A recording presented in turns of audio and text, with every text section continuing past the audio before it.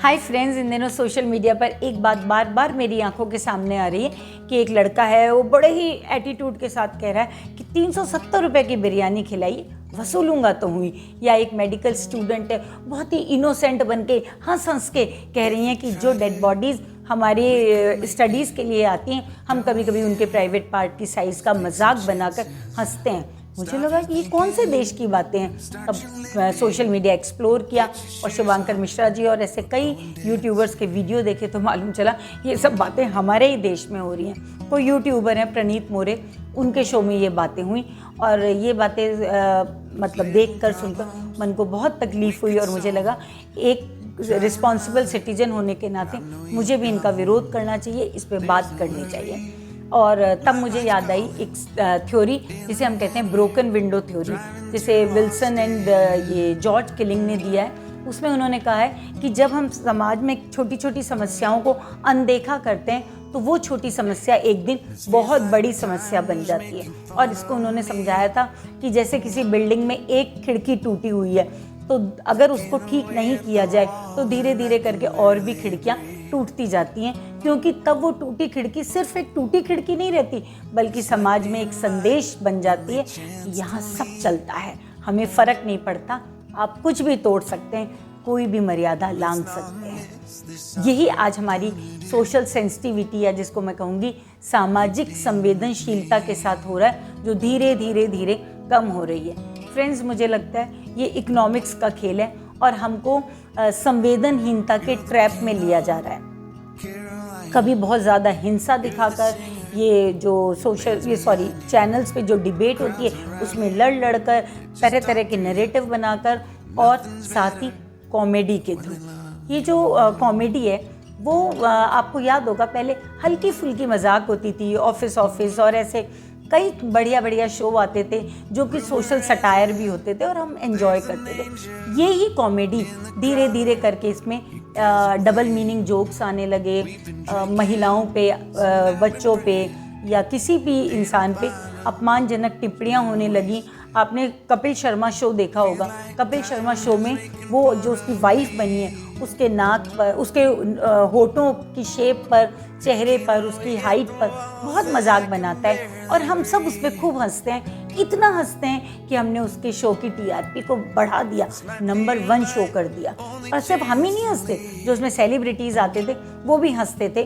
किसी ने भी ये नहीं कहा कि हम इस शो में नहीं आएंगे, क्योंकि उन्हें सिर्फ अपनी फिल्म के प्रमोशन से मतलब था और हम सब ने भी उसमें खूब ठहाके लगाए।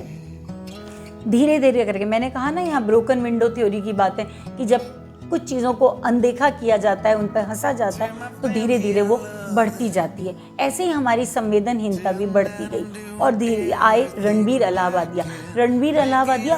वो अपने पेरेंट्स को इंटीमेट होते हुए देखना चाहते थे। समय रैना क्या भद्दी गालियाँ देते थे अपने शो में।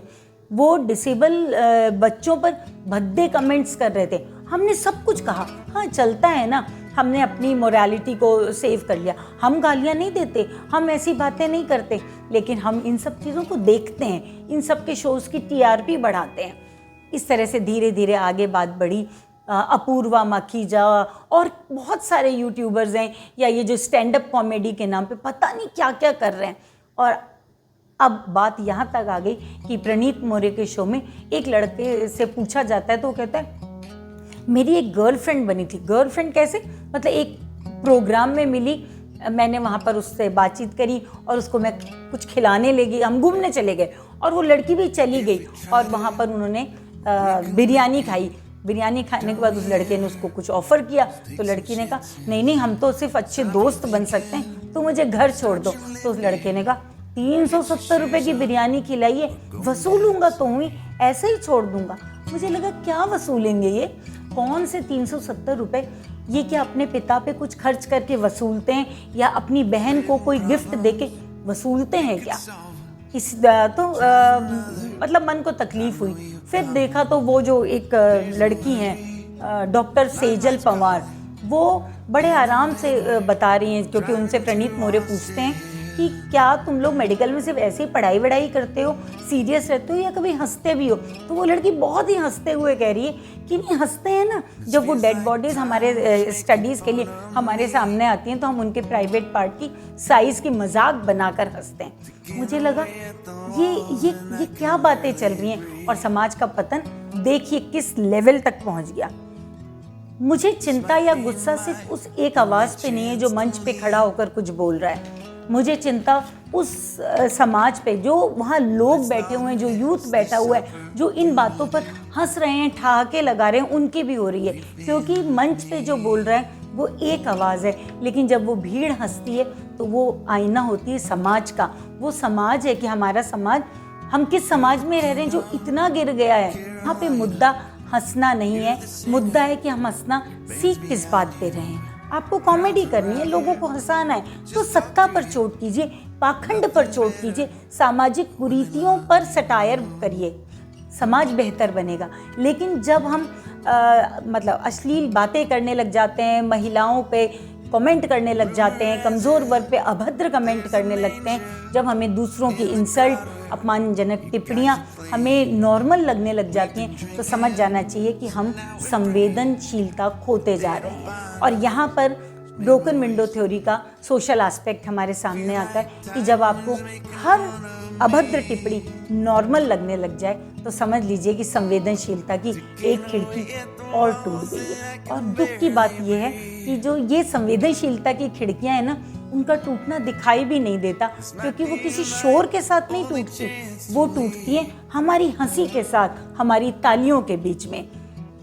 फ्रेंड्स, समाज की खिड़कियाँ कभी भी कांच की बनी हुई नहीं होती, वो बनी हुई होती हैं हमारी सेंसिटिविटी की, हमारी सेंसिबिलिटी की, मर्यादाओं की, बाउंड्रीज़ की।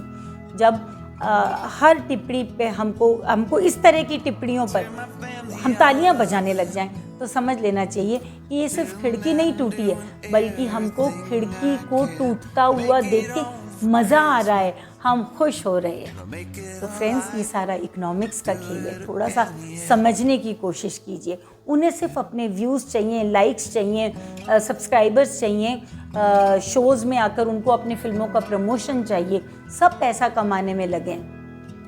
लेकिन हम क्या खो रहे हैं, हमारा समाज पतन की तरफ जा रहा है, इसके लिए हमें विचार करना चाहिए।